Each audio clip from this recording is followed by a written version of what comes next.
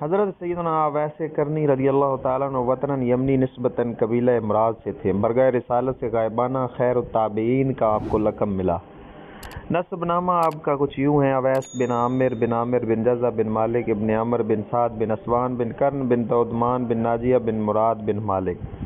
حضرت اویس کرنی رضی اللہ تعالیٰ ان برگزیدہ وارفتگان محبت میں تھے جن کی تخلیق عشق و محبت کے خمیر سے ہوئی تھی۔ وہ نادیدہ جمال نبوی کے پروانوں میں تھے۔ نہ تنہا عشق از دیدار خیزت بساکین، دولت از گفتار خیزت۔ انہوں نے اپنی ہستی کو رائے خدا میں ایسا گم کر دیا تھا کہ ظاہر بین نگاہوں میں ان کی شخصیت ہی مشکوک ہو گئی۔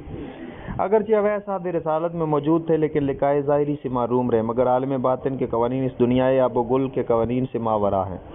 وہاں قرب و بعد منزل کا کوئی سوال نہیں، چشم حقیقت نگر لاکھ حجابوں پر بھی معروم تماشا نہیں رہتی، ربط باطن بعد مسافت میں بھی قرب محسوس کرتا ہے۔ خود اس دنیا آب و گل میں بھی ظاہری بعد اور دوری ایک بے حقیقت شے، اصل شے قوت تاثیر و جذب و کشش ہے۔ آفتاب کروڑوں منزلوں کی مسافت کے باوجود عالم کے ذرے ذرے کو منور کرتا ہے۔ قطرات شبنم اڑ کر آفتاب کی حرارت میں تحلیل ہو جاتے ہیں۔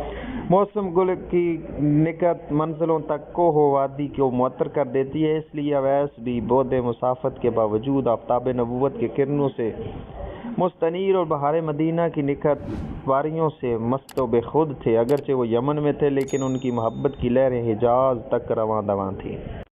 حضرت عمر فاروق اسلام کے دوسرے خلیفہ رضی اللہ تعالیٰ عنہ کو اس نادیدہ وارفتہ محبت کی ایک علامت بتا دی تھی۔ صحیح مسلم میں ہے، خیر التابعین کی قبیلہ مراد کا ایک شخص ہے جس کا نام اویس ہے، وہ تمہارے پاس یمن کی امداد میں آئے گا۔ اس کے جسم پر برس کے داغ ہیں، سب مٹ چکے ہیں، صرف ایک درم کے برابر باقی ہے۔ اس کی ماں بھی ہے جس کی وہ خدمت کرتا ہے، جب وہ خدا کی قسم کھاتا ہے تو اس کو پوری کرتا ہے۔ اگر تم اس کی دعائیں مغفرت حاصل کر سکو تو حاصل کرنا۔ اس کے بعد سے حضرت عمر فاروق رضی اللہ تعالیٰ عنہ برابر اویس کی تلاش میں رہے۔ چنانچہ آپ کے عہد خلافت میں جب یمن سے فوجی مدد آئی تو آپ تلاش کرتے کرتے اویس کے پاس پہنچے۔ پوچھا، تم ہی اویس بن عامر ہو؟ انہوں نے اس بات میں جواب دیا۔ حضرت عمر نے سوال کیا، تمہاری ماں زندہ ہے؟ انہوں نے جواب دیا، ہاں۔ ان علامات کو معلوم کرنے کے بعد حضرت عمر رضی اللہ تعالیٰ عنہ نے ان سے کہا، رسول اللہ صلی اللہ علیہ وسلم نے فرمایا ہے کہ تمہارے پاس اہل یمن کی مدد کے ساتھ قبیلہ مراد اور کرن کا ایک شخص اویس بن عامر آئے گا جس کے جسم پر برس ہوگا، لیکن ایک درم کے برابر کے سوا سب مٹ چکا ہوگا۔ اس کی ایک ماں ہوگی جس کے ساتھ وہ نیکی کرتا ہے، جب وہ خدا کی قسم کھاتا ہے اس کو پوری کرتا ہے۔ اگر تم اس کی دعائیں مغفرت لے سکنا تو لے لینا، اس لیے آپ میرے لیے دعائیں مغفرت فرمائیں۔ یہ سن کر اویس رضی اللہ عنہ نے حضرت عمر فاروق رضی اللہ تعالیٰ عنہ کے لیے دعا کی۔ پھر آپ نے ان سے پوچھا، آپ کہاں کا قصد ہے؟ انہوں نے کہا، کوفہ کا۔ حضرت عمر نے فرمایا، میں آپ کے متعلق وہاں کے عامل کے پاس ہدایت لکھے دیتا ہوں۔ اویس نے کہا، اس کی ضرورت نہیں، مجھے عوام کے زمرہ میں رہنا زیادہ پسند ہے۔ اس واقعے کے دوسرے سال کوفہ کا ایک معزز شخص حج کے لیے آیا۔ حضرت عمر رضی اللہ تعالیٰ عنہ نے اس سے اویس کا حال پوچھا۔ اس نے بتایا کہ وہ نہایت تنگ دستی میں ہے، ایک بوسیدہ جھونپڑے میں رہتے ہیں۔ حضرت عمر رضی اللہ عنہ نے اس سے اویس کے متعلق حضور کا ارشاد بیان کیا۔ یہ شخص بھی واپس جا کر اویس سے دعائیں مغفرت کا طالب ہوا۔ انہوں نے فرمایا، تم ابھی تازہ ایک مقدس سفر سے آ رہے ہو، اس لیے تم میرے لیے دعا کرو۔ پھر پوچھا، تم عمر سے ملے تھے؟ اس نے کہا، ہاں۔ اس گفتگو کے بعد اویس نے اس شخص کے لیے بھی دعائیں مغفرت کی۔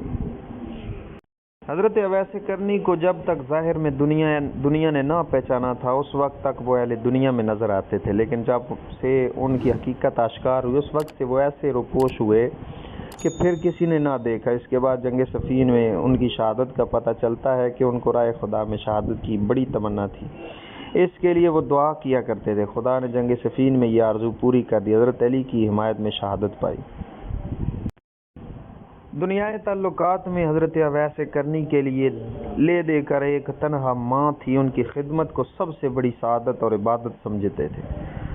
جب تک وہ زندہ رہیں ان کی تنہائی کے خیال سے حج نہیں کیا اور انہی کی وجہ سے وہ جمال نبوی کے دیدار سے محروم رہے۔ ان کی وفات کے بعد فریضہ حج ادا کرنے کا موقع ملا، لیکن ان کے پاس کیا تھا؟ چند لوگوں نے سامان سفر پیش کیا، اس وقت وہ فریضہ حج سے فارغ ہو سکے۔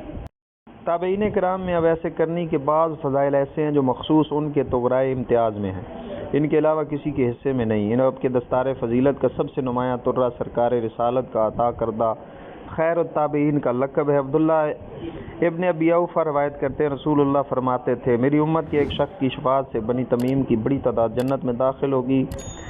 حسن کے نزدیک اس سے مراد ویسے کرنی ہے، اگرچہ اس قلیل کی روایت زیادہ لائق اعتبار نہیں، تاہم ان سے اویس کے درجے کا پتہ چلتا ہے۔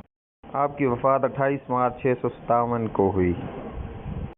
جائے مدفن شام میں الرقہ نامی